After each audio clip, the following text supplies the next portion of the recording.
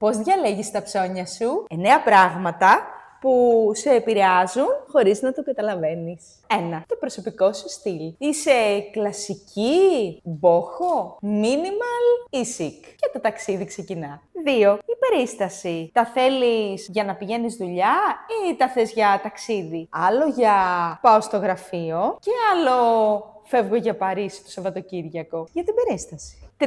Το χρώμα. Να ταιριάζει με όλα ή να είναι λίγο spicy. Το safe mode είναι το λευκό, το μαύρο, το ασημί και το χρυσό.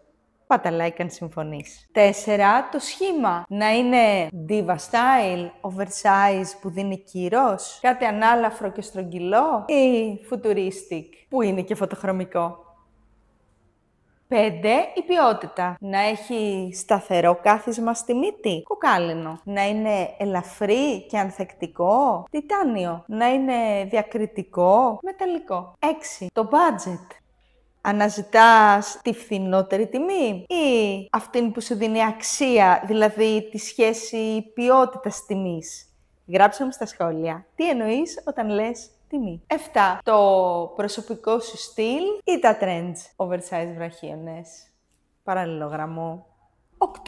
Το ύψος. Ένας ψηλός άνθρωπος θέλει μεγάλο γυαλί, πλούσιο και εντυπωσιακό. Οι πιο petit, πιο στρογγυλά, που είναι από τη φύση τους μικρότερα γυαλιά. Και 9. Η άνεση. Τα μεταλλικά έχουν τα επιρρήνια που κάποιους τους αφήνουν σημάδια στη μύτη και τους ενοχλούν.